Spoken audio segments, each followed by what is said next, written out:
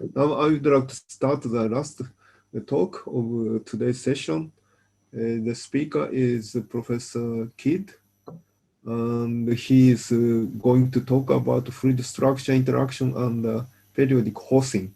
So please start. Thank you for the introduction.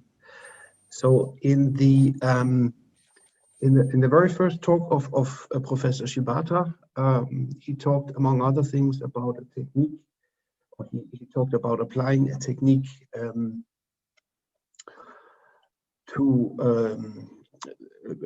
regarding maximal time periodic regularity.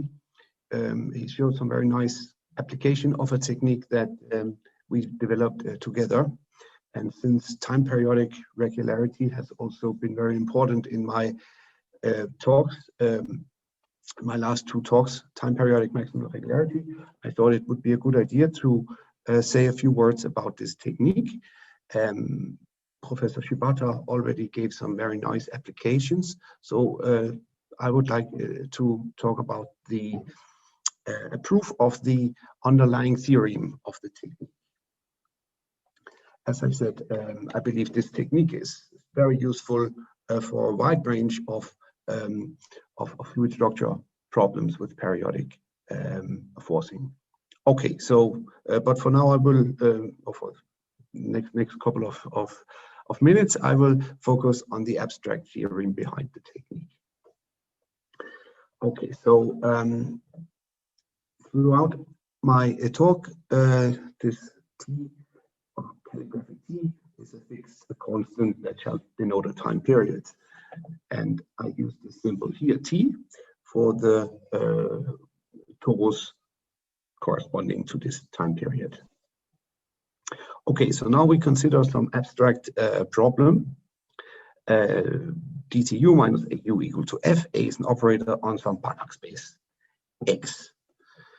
I call this a time periodic problem because I have replaced the usual time axis or time interval with the torus. If you analyze everything in a torus setting, everything is inherently T time periodic.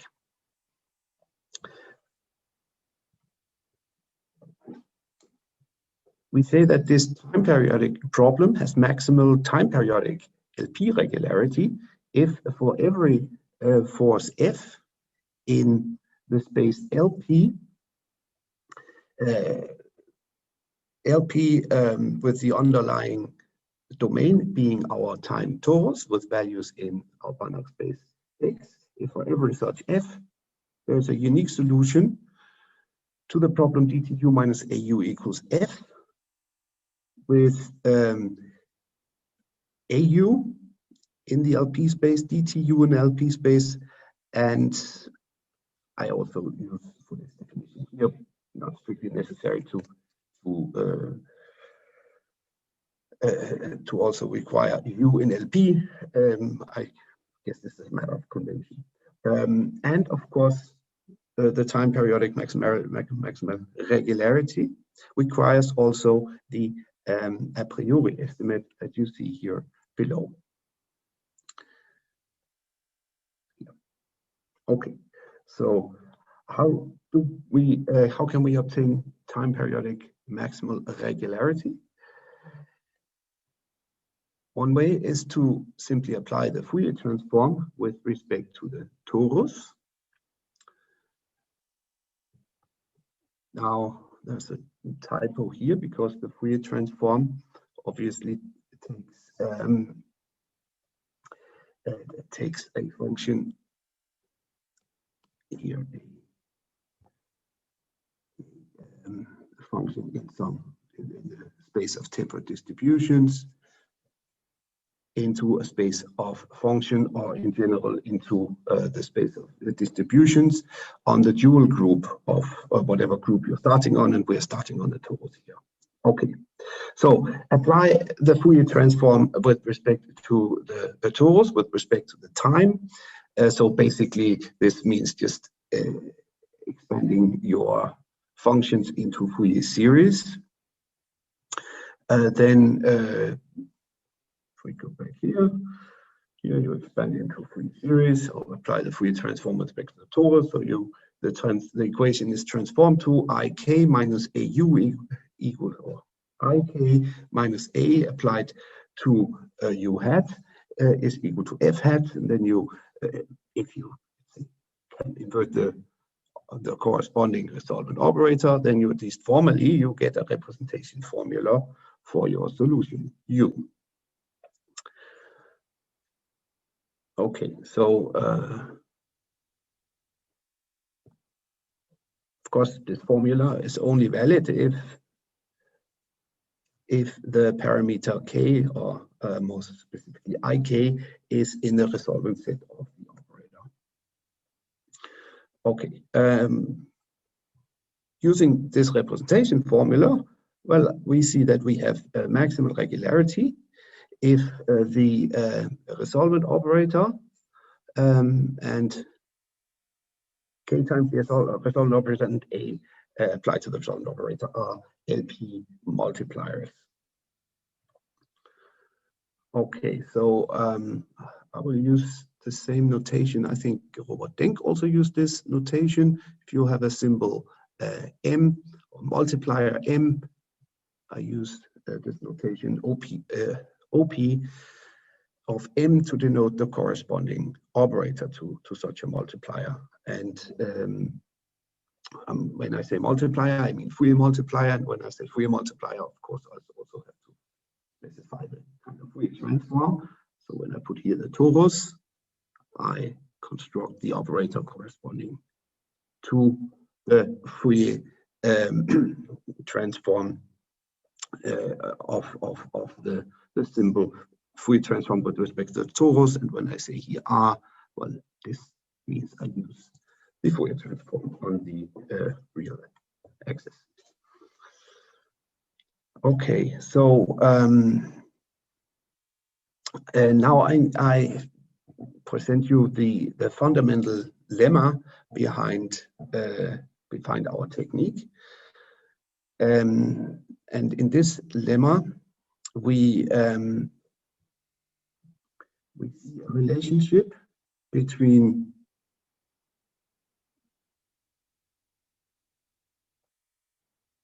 the operator corresponding to the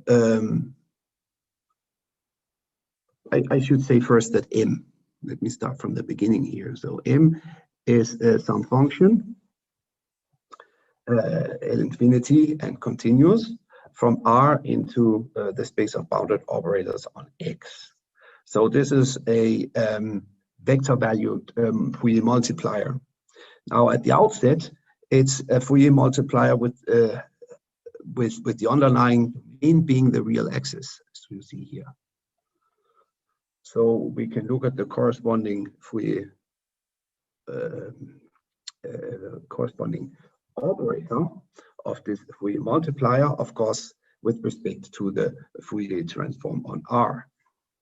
But you can also restrict the operator. Remove this. You can also restrict the symbol just to the points 2 pi over t times integers. So we restrict it to this discrete set. Then you have, after the restriction, a multiplier defined on the dual of the torus group. So then you can construct the corresponding operator given in terms of the Fourier transform on the torus, and you get an operator in the torus setting. Okay, and these two operators, they are related. So the operator with respect to the Fourier transform on R and the operator constructed with respect to the Fourier transform on the torus. There's this relation between these two operators. Maybe I should say at this point that our technique is based on, or we developed the technique because there's not so much theory for, in contemporary literature on time periodic maximal regularity, but there's a lot of theory, a lot of results on say classical maximal regularity for initial value problems. And in particular, there are many R bounds available for different interesting problems. R bounds, classical R bounds. And so we asked ourselves the question if we could somehow reuse all of these R bounds that exist out there of classical resolvent families to obtain time periodic maximal regularity. So this would give us a tool to to go from all of these known R bounds results to immediately get time periodic maximal regularity. And this so that's the way we want to go, and that's why we're interested in the relationship between these two operators here. Okay, so the lemma, okay, so it's a technical lemma, and there's the limit, and with epsilon tending to, so this should be 10 to 0. That's a typo. Yeah. And it's a technical lemma. Of course, it's important here that the multiplier is continuous, so that it makes sense to restrict to the discrete set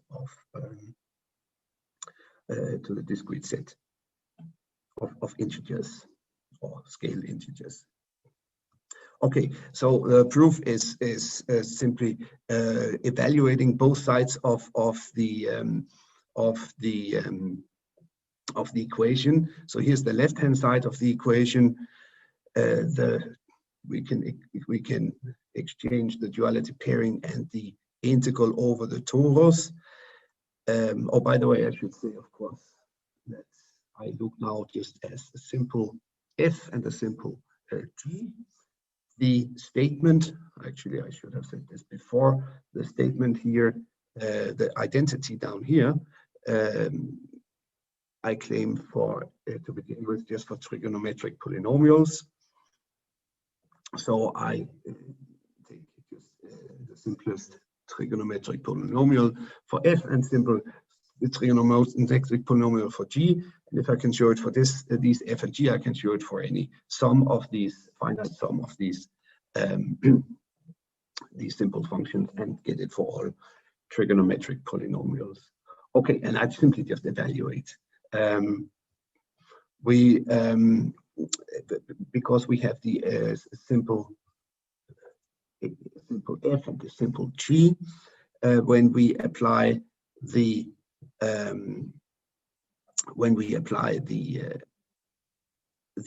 operator corresponding to our multiplier, m restricted to z, well, we are basically just fully transforming a character e to the power ikt, so we get a delta distribution, and because we here have the multiplication of a character, we also get a shift with respect to the L parameter that you see here. So at the end of the day, we have these two delta functions here, delta distributions, but delta distributions on the group of integers is just a simple function. Okay, and we see that this expression in our simple case here reduce to m of kx operator applied to the phi, the case equal to minus L, and otherwise you get 0. So, okay, so it's not very exciting, just simply evaluating the expression. And now we can do the same for the right-hand side. Here we had before, as I do first evaluate before I go to the limit. Again, swap the integral and the dual pairing. Then again, we utilize that we are looking at some very simple functions. So in fact, we can compute the Fourier transform that appear. So of course, we use heavily that we are looking at some simple functions here. There should be an x which is no x is missing. I have the phi here. Yes. Okay, so I don't want to get into too much details because it's not really that exciting. You evaluate this expression. You obtain at some point here inverse Fourier transforms of functions that you can actually compute the inverse Fourier transform of, and then you obtain an expression where you can actually go to the limit as epsilon tends to 0.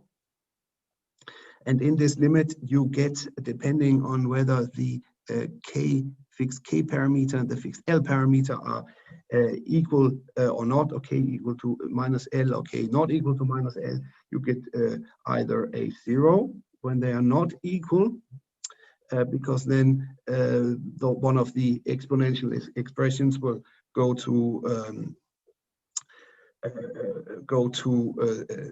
0, where the other is bounded. And otherwise, if they are equal, that's the important thing, then we recognize an approximate identity in the convolution expression here of the integral, and so the approximate identity will give us in the limit expression here. Okay, so again, it's just very superficial of me going through these computation. I just wanted to give you a taste of the main computation essentially behind the technique. So this computation here is a generalization of a technique that appeared originally in a paper of Deleuve in the 60s, and is called a transference principle. So what we did here was we extended this transference principle to the vector valued case, at least the fundamental lemma. So using this fundamental lemma, we get what I also here called vector valued multiplier transference, which is the main theorem behind the tool that behind the technique that Professor Shibata already showed how to apply to different problems. And the vector value transference principle is easy to formulate if you have a multiplier m, which is a function from R, so the space of bounded operators on X. Then you get the following, and this is the transference result. If the M is an LP, or I put here LQ multiplier, I say, in the on the space LQ with the underlying domain R and values in X, then when you restrict the multiplier to the dual group of the torus, so these scaled integers, then you get a multiplier in the torus setting. So a multiplier on the space LQ with underlying domain being the torus T and values in X. Okay, so this gives us a way to go from a multiplier in the R setting into a multiplier in the torus setting. Okay, and as I said, the fundamental lemma was the one I showed you before. If we again look at it suffices to show this. I mean, what we need to show. So sorry, I go back here. We assume, of course, that the M is an LQ multiplier in the R setting and has to show that it's an LQ multiplier in the torus setting. So it's enough to show this that the operator in the torus setting is bounded on trigonometric polynomials, because they are dense in these LQ spaces. So, well, we look at this expression here.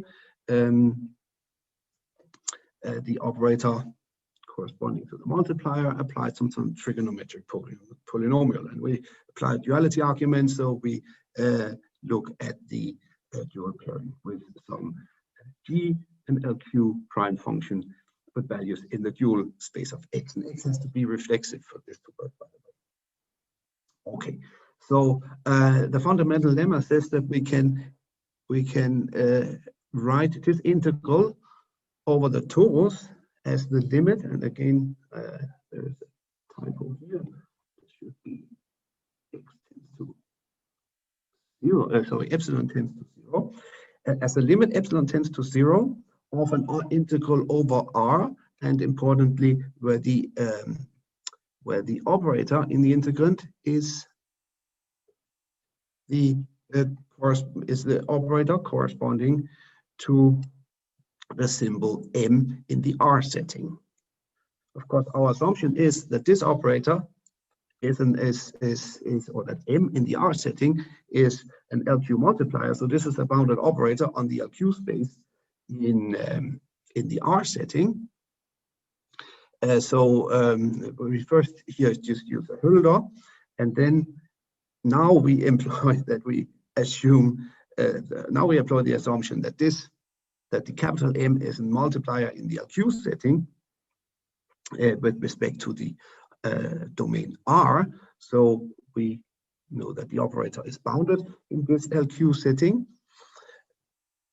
and then and this of course is also almost a little bit of magic.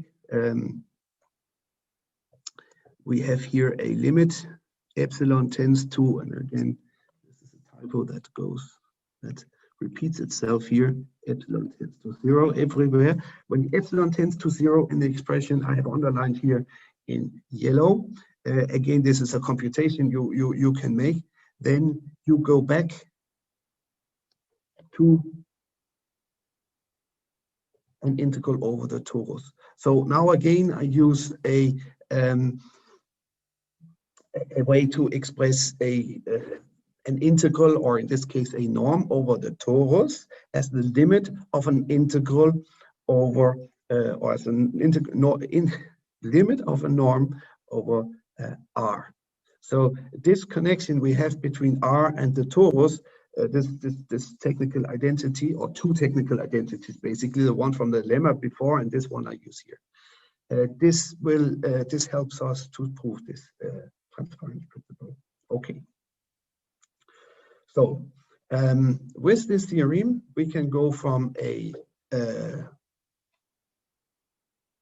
LQ multiplier in the R setting to an LQ multiplier in the torus setting. And the reason why we want to do this is, and I already said this, we have on the market, so to speak, if you look in the in the articles and books written on the subject, you find a lot of R bounds. So what I mean by R bounds, I mean people who have investigated problems that you can write as dt minus AU, with A being an operator on a Banach space X, and then the corresponding families that you see here of operators are often shown to be R-bounded, because if you can show this, then you have the classical maximal regularity for the initial value problem. So you find often these are bounds in papers. And with this technique here, we can go from these classical R bounds to maximal regularity for the time periodic problem, the time periodic maximal regularity. However, typically there is these R bounds are not shown for all lambdas on the real axis, because typically you have a spectrum of the operator which looks like this, right? So the resolvent in some sector, and often you have that that 0 is in the spectrum. So you only get the R bounds on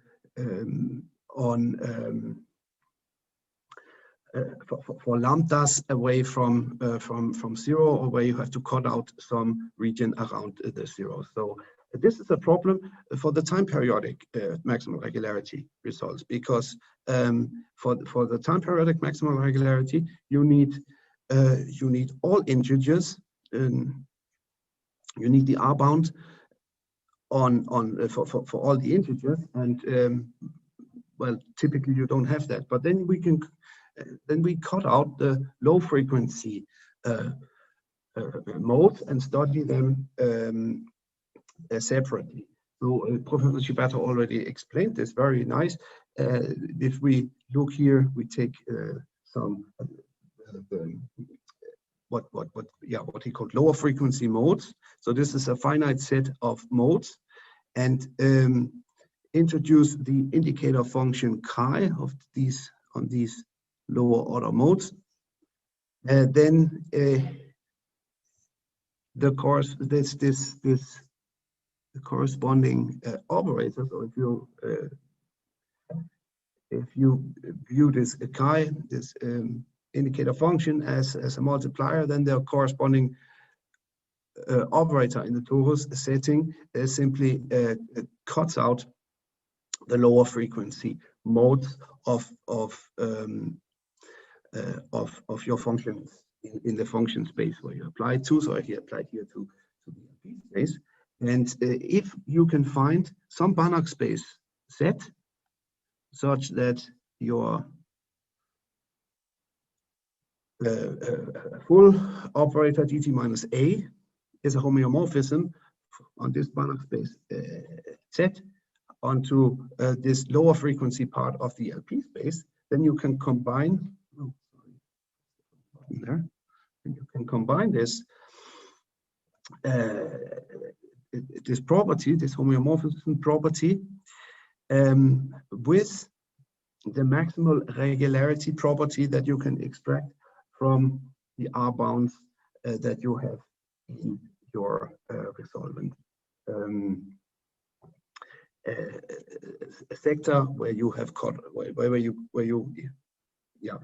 do not have the good R bounds around the lower frequency lambdas. Okay, so basically you split your problem into one problem for lower frequency part and the rest.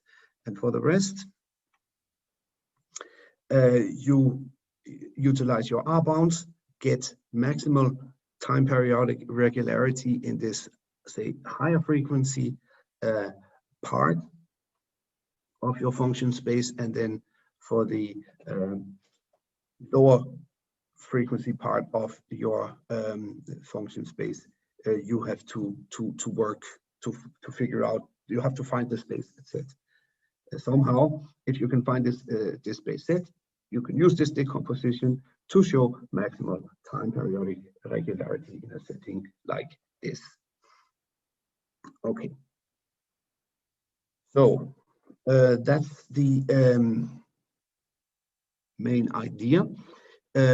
Just the proof of, well, it's a simple cutoff technique. So introduce some cutoff function that cuts out the part of the imaginary axis for which on which you do not have the R bounds, and then on the rest, here 1 minus the cutoff function on the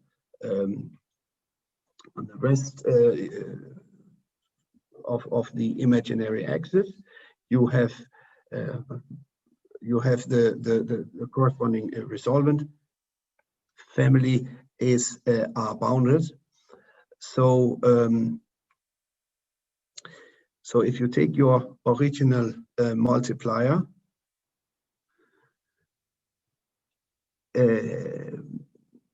or say not the original multiplier, the original resolvent operator, and you cut off the lower frequency part here with respect to the resolvent parameter, then the corresponding multiplier m is an LP multiplier.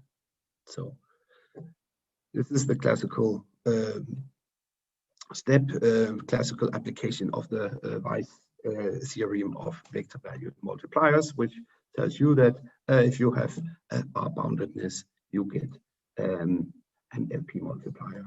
Okay, so it's also continuous. we use, of course, here continuous Koller function. So we can use the transference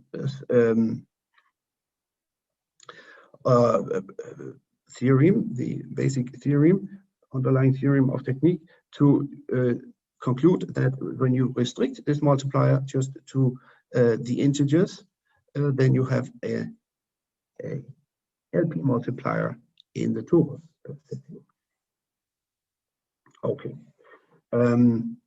So underlying idea here is to split your problem into higher frequency part and lower frequency part.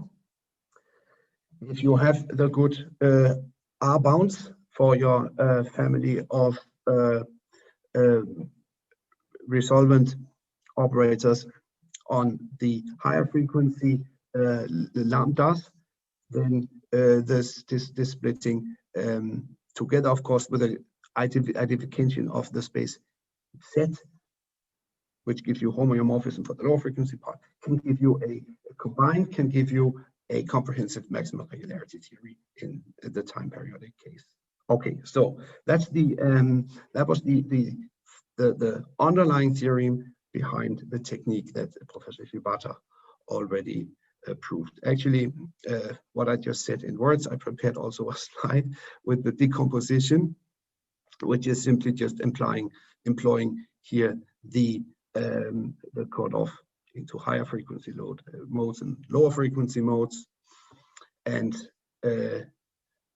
then you get, when you in your solution formula, so we have start here with the original solutional formula, then we split it into lower frequency and higher frequency part and obtain our solution to the problem as one solution I call US, lower frequency part, and one which I call UP, higher frequency part. And you get the for the higher frequency part, and you have the classical maximal regularity estimate, and for the lower frequency part, well, you need to work to identify the homeomorphism that you need in this case. Okay, so at one point here, I use that these cutoff functions.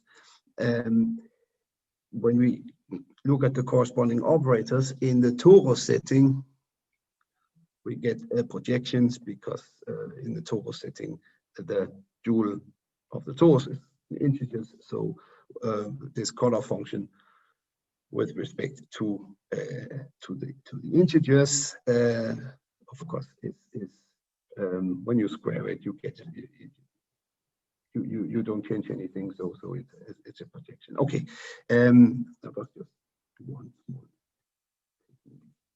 at this point. Okay, so why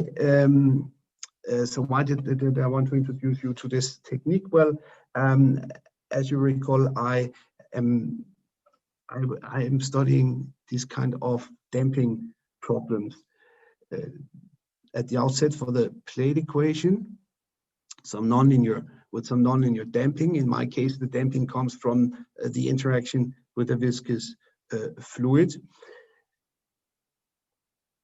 As I explained in my previous talk, or in my first talk, if you want to determine whether a damping mechanism is sufficient to prevent a resonance, then you need to linearize it, and the corresponding differential or pseudo differential equation or whatever comes out after the linearization. For this operator, you need a good time periodic maximal regularity. I call it time periodic maximal regularity because the way you show that a damping is sufficient to prevent resonance is that you show that for sufficiently small time periodic forces, the corresponding solution is also time periodic.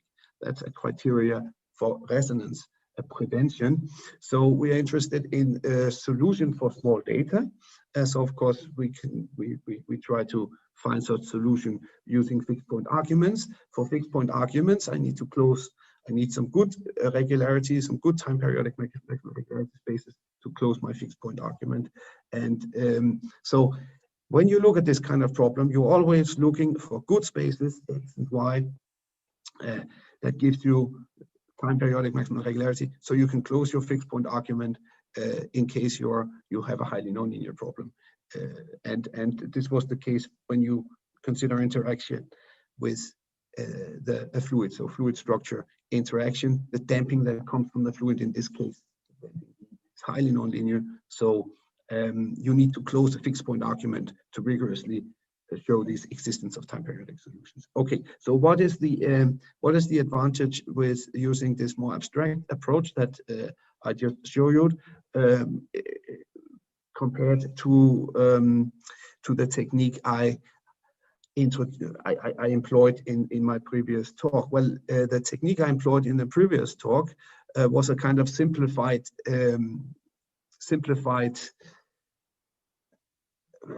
version of this abstract technique. Well, that's probably going a step too far. It was in fact a little more simpler than that. I just implied this directly, the Deleuze principle. The disadvantage by applying directly just the Deleuze principle, as I did at least in my previous talk, is that I get the same exponent in my Sobolev spaces, both with respect to time and space. With this abstract theorem, we are able to, if of course we can show these R bounds for our problem, then we get LP-LQ estimates, broadly speaking. So we are able to get maximal time periodic regularity with this technique, typically with Sobolev spaces that have a different exponent with respect to the order of integration in time and space. So we can get this, go into an LP-LQ setting rather than stay in a setting which would be LP-LP.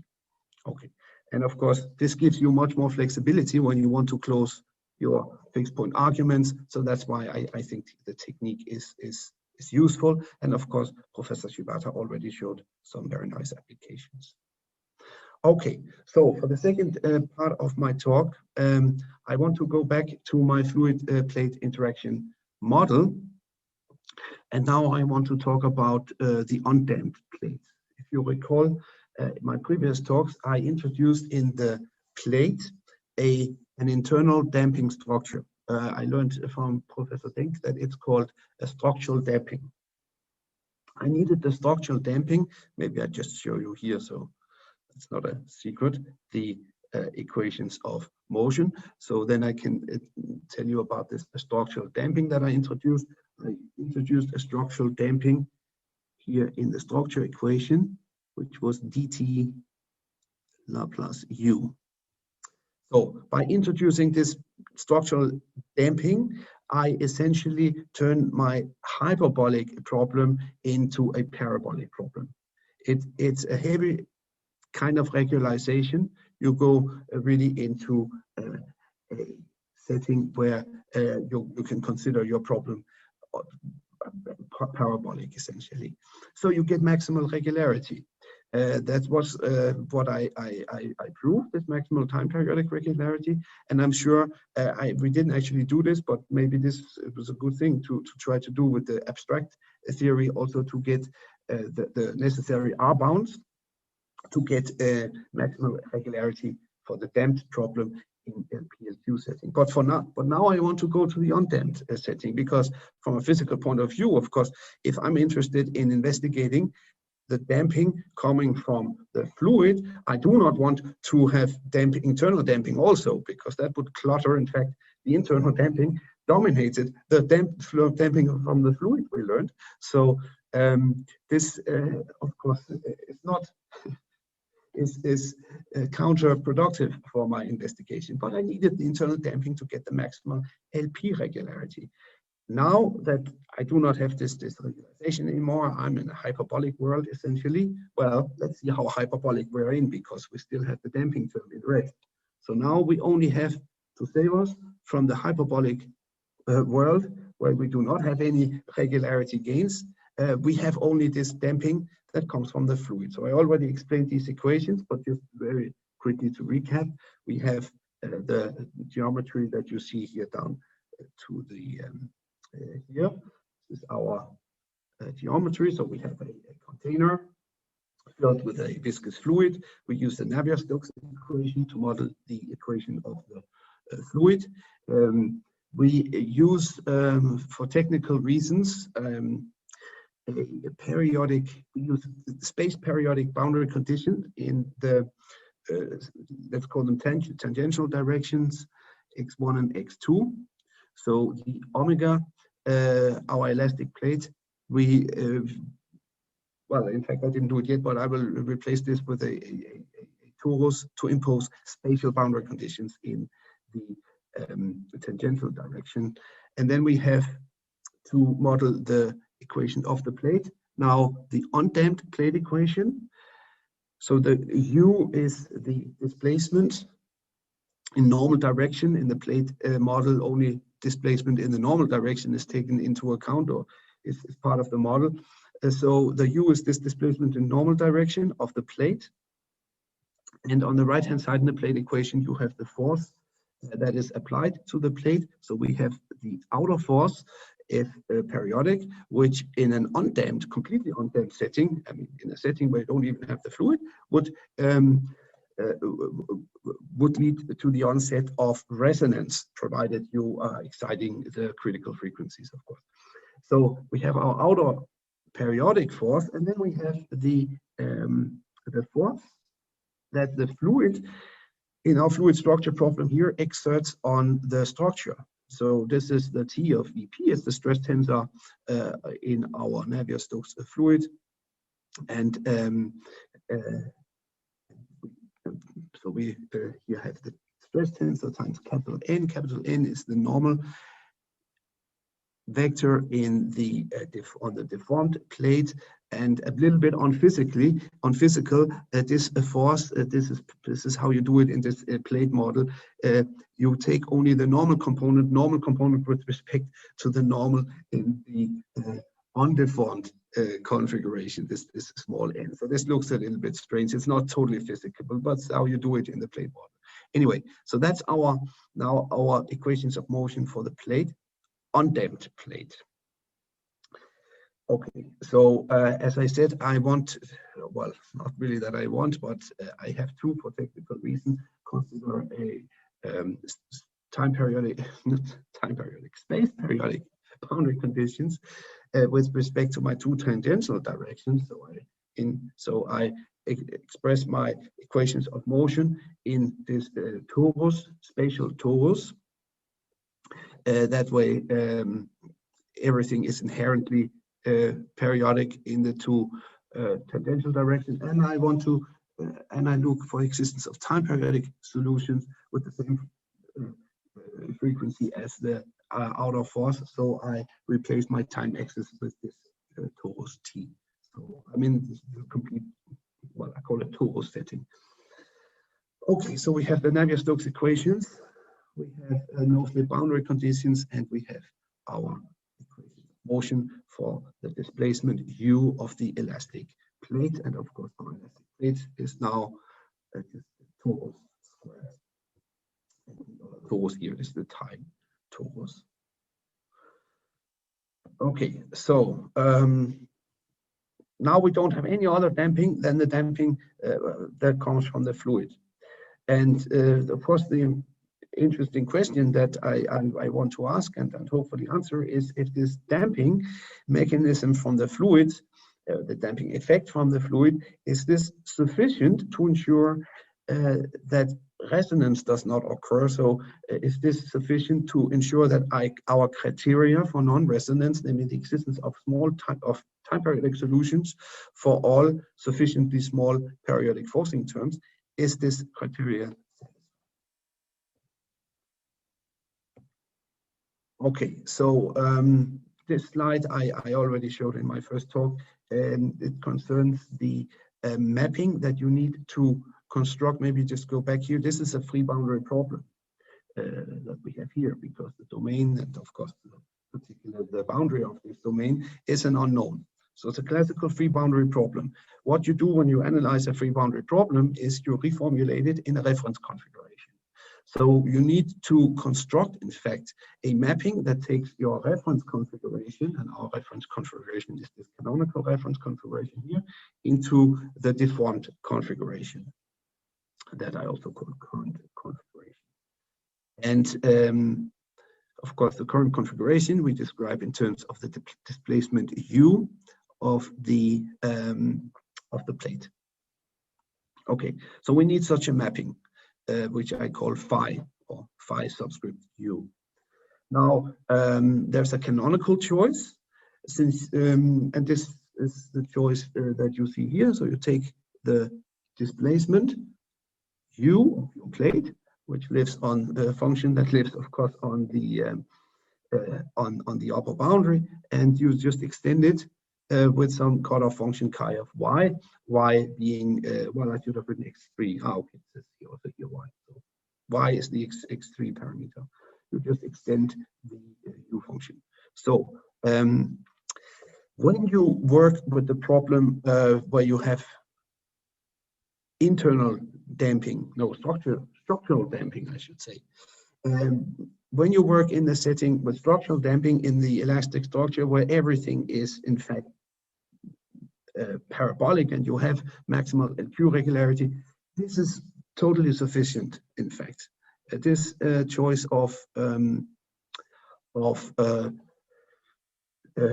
mapping, reference to current configuration mapping, it works. So there's no reason to not use it, because it's very simple. And when you have to of course recall that once you use this mapping to rewrite your equations for motion in a reference configuration, the more complicated this mapping is, the more complicated your equations will become. So it makes sense to choose the most simple form of mapping. And this is the most simple form. But if you don't have this, if you don't have the regularizing effect of the internal damping in your structure, you will be all the time looking for ways in which you can somehow get more regularity, show more regularity of your solution. And one of the things that I discovered after working with this problem some time was a simple way to increase the regularity of essentially the regularity of your right-hand sides. Once you rewrite your equations of motion in the reference configuration, throw all the garbage terms, higher order garbage terms on the right-hand side, and try to close a fixed point argument. Well, the more regular this phi function is, the better, because the more regular your right-hand side is, and the more chances you have to close your fixed point argument. And in this better regularity choice here, I use an extension operator. So extension operator in the sense of inverse of a trace operator, or right inverse, no, left inverse, I forget. So the extension operator that you always have when you have a trace operator. So if you think about a trace operator, when you apply a trace operator to a function, you lose a regularity. In fact, you lose regularity in all of your variables, even in the time variable. This works, of course, in the other direction. When you apply your extension operator, you get more regularity in all variables, also in the time variable.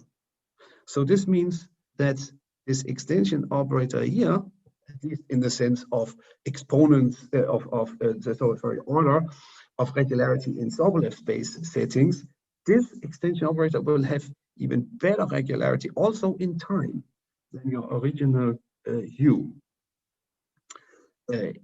seen as a member of a Sobolev space in the three-dimensional domain. Okay, I will show you in a moment what I mean more specifically. Okay, so this slide I also already showed you. It's horrible when you rewrite your equations of motion in the reference configuration by introducing the new coordinates you get from your phi function. Everything gets ugly. You get lots of garbage terms, but of course the way to treat this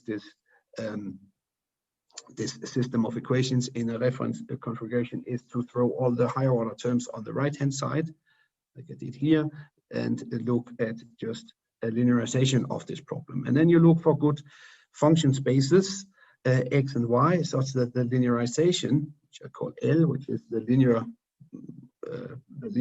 part of my operator, which I isolated now on the left hand side, in which this L is a homeomorphism. If you can find good spaces like this, and if you have enough regularity in your X space, such that when you plug in some functions from your X space into the nonlinearities, well, then you should end up in the Y space. And then if you have a homeomorphism if you have good spaces where your linear operator is a homeomorphism, you can invert and obtain a bounded an operator M, which you can show is a contraction. If you're lucky, of course. If your spaces have the good properties, and then you can get the fixed point. That's how you do it. So we need a good maximal regularity, and not maximal regularity. This is because now I'm in a hyperbolic setting, so I don't have maximal regularity. I will say in a moment what type of regularity I have. So we I use now this time averaging projection. The P of U simply integrates the time function with respect to the time over our time domain, which is the torus, and corresponding orthogonal projection. And then I introduce now a Fourier transform in time and space, which is the Fourier transform on the torus times Rn. And then I introduce my setting of spaces in which I want to analyze this problem. And these are anisotropic Sobolev spaces, but L2 Sobolev spaces. So these are, when I write H2 of Rs, I mean all function u in L2. I'll now look at well, when I define the spaces, I use the whole space as underlying domain. So all functions u in L2 on the torus times whole space, where 1 plus the k to the power r plus psi to the power s times the Fourier transform is again in L2, but now L2 of the on the dual group. So here you have the Fourier transform. So it's a Bessel potential space type of space, but it's of course highly anisotropic in the sense that I have different parameters here with respect to the dual parameter of the time Fourier transform. That's my k, and the dual parameter or the dual variable of my time Fourier transform, which is the psi. So you have to be careful when you introduce this kind of space, because well, the anisotropy means that I'll show you in a minute exactly what this means. First of all, we need Sobolev embeddings. We need trace theorems, and so you have to compute these trace and Sobolev and embedding theorems yourself, because I did not find these kind of spaces anywhere in literature. So, but this you can do. And so here, this is what I meant by you have to be careful, because when you take, for example, the time derivatives of a function in HRS, well, then you lose regularity both in time, one in time clearly, but then you also lose regularity in space. And when you take a spatial derivative, you lose regularity also in time, and of course one in space. So they are a little bit tricky to work with these spaces. Anyway, so as I already explained in my previous talk, the way to analyze this problem is to decompose it into a Stokes problem with inhomogeneous right-hand side, and a problem, a Stokes problem, which is coupled in a linear way to the plate equation. Here's the coupling in a linear way here. So I already talked about this. And then now I do all the same analysis that I already presented in a previous talk, and I get in this functional setting, without of course now the damping, I get this kind of regularity result. So if I start with a data h, the only data h I have is here, the right hand side of the undamped elasticity equation. If I start with this H in my Sobolev space, capital H, 0, 1/2. 0, 1/2 is means I have half derivative in the space. So then my solution, my solution to the Stokes part of my linear problem V and pi is what you expect, parabolic regularity here. But the interesting part is the regularity gain for the solution to my hyperbolic. Well, I say hyperbolic, of course, has the hyperbolic elasticity equation, but then I also have a damping term coming from the fluid. I talked about this a lot in the previous talks, which is just the pressure in the linearized model here. This damping regularizes my solution U, and it regularizes it with 3/2 additional derivatives with respect to time in this anisotropic 7 and 7/2. No, sorry, and 6/2, so 3, because I started with 1/2, so I add 3 to 1/2, I get 7/2. 3 additional derivatives with respect to the space. In this setting of anisotropic spaces, I introduce these anisotropic spaces because in these spaces I can immediately get this regularity gain from the solution formula that I already derived. This is just I did this in the previous talk. So the solution formula that you can in this simple geometry compute for the solution U. We have a symbol that we can analyze, and I already talked about this. The symbol coming only from the fluid damping gives you 3/2 additional spatial time derivatives and 3 additional spatial derivative with respect to the data H in such a representation formula here. Okay, so you can compare with the classical damping term. This was the social damping that I introduced in my first talk, which I no longer have. Okay, so I have of course decomposed my system into basically 2 types of Stokes problems, and here is the regularity result. But this is completely standard for the other Stokes problem. So this is an uncoupled Stokes problem. So it's just the Stokes in my torus setting, which is the classical Stokes regularity. And now I claim, in fact, that I can close my fixed point argument for this undamped system in these for the occasion constructed anisotropic Sobolev spaces. Basically, I'm just claiming here that the regularity that I get in these spaces is enough to close the fixed point argument with all of the garbage terms that come from the rewriting of the equations into a reference configuration. Now, I claimed 2 years ago I proved this result, and there was a mistake in that paper, so I got very frustrated, put the paper into my drawer, and now recently, after my PhD student makes some progress on this problem here, I rediscovered the paper, and now I claim again I can prove this. So since I already made the claim once, I thought, okay, now that I believe the paper is correct, I can claim it again. But of course, now I'm a little bit careful. So this is something I recently did the computation, and now I believe that the old that I can do it correctly. Okay, so that's very fresh, but since I already talked about this 2 years ago, I thought I should say that I now believe I can prove it correctly. Okay, so this means that I believe that for the undamped elasticity equation, we can show that the interaction with a viscous fluid suffices to prevent resonance, meaning that for every sufficiently small time periodic forcing of your elastic plate, there is a corresponding time periodic solution to the system. So you can really, for such small forces, not have resonance. That's the point. well, that's not 100% true. You can show that certainly that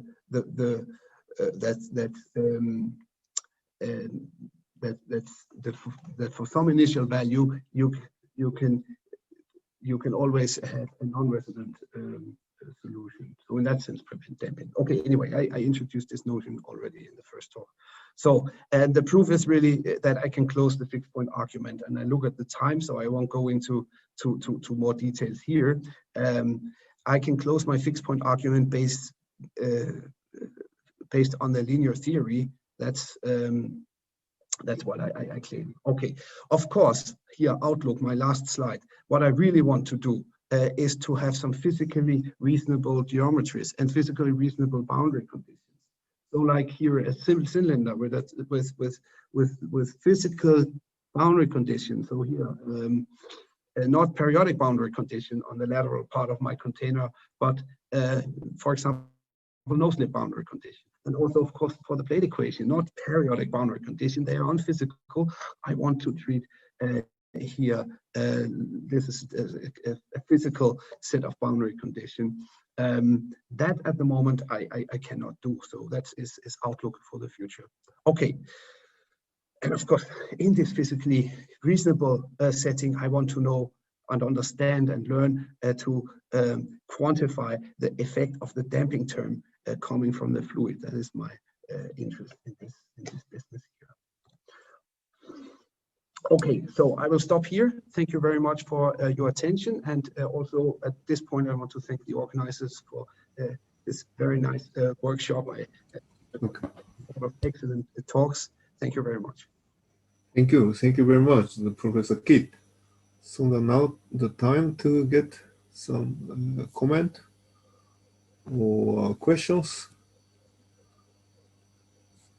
There is a question from Professor Terasawa. Yeah, please. I just would like to comment that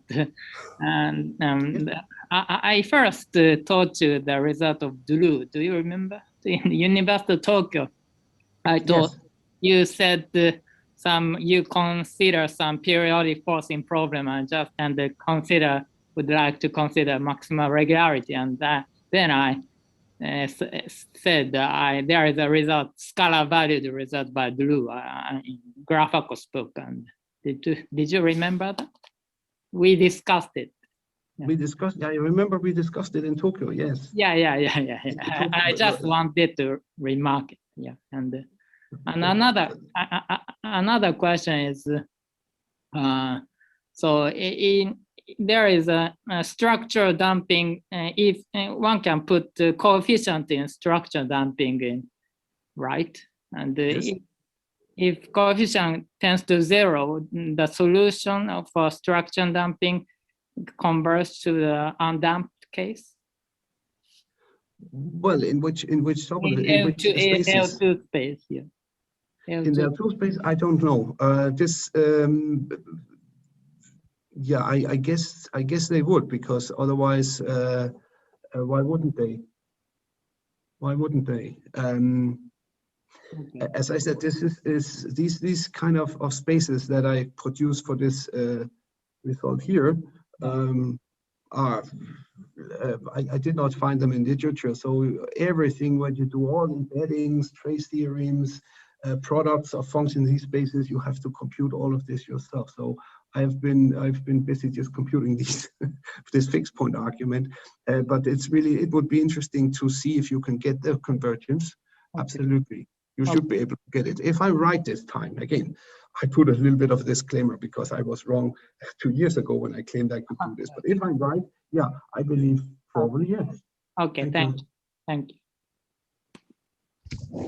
Okay. So any other question, comment?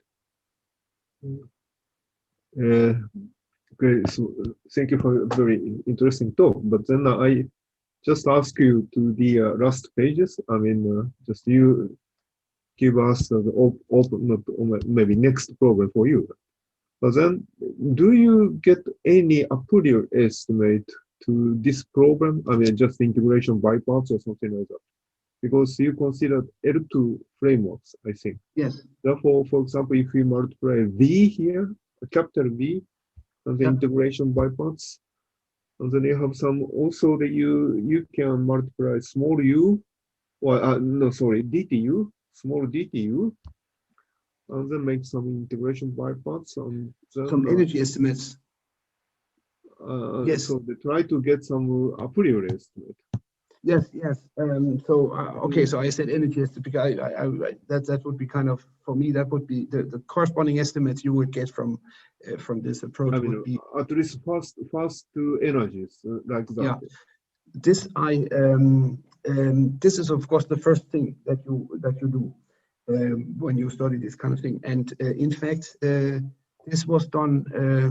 So this is the estimates that you get. You get nice estimates. You get a priori estimates. So yes, you do get them, but they are not sufficient to close a fixed point argument. Yeah, sure. Yeah, I understood. But then the second, maybe okay. So to get the higher estimate, maybe you factorization or some kind of things, and then you transform your program for the half space program or Yes. layer Yeah, I did. program. I mean, just the factorization or the localization. Yeah, so I didn't mention this today. I mentioned this the last time, of course, and today I forgot to mention that in fact, the regularity, the main part of the regularity result is obtained in the half space. And then afterwards, you have to convert this half space regularity, of course, into a regularity in your bounded domain. So there's a localization issue with a pressure term that is challenging. But this is the same kind of challenge that you have. This has nothing to do with the damping, the localization problem.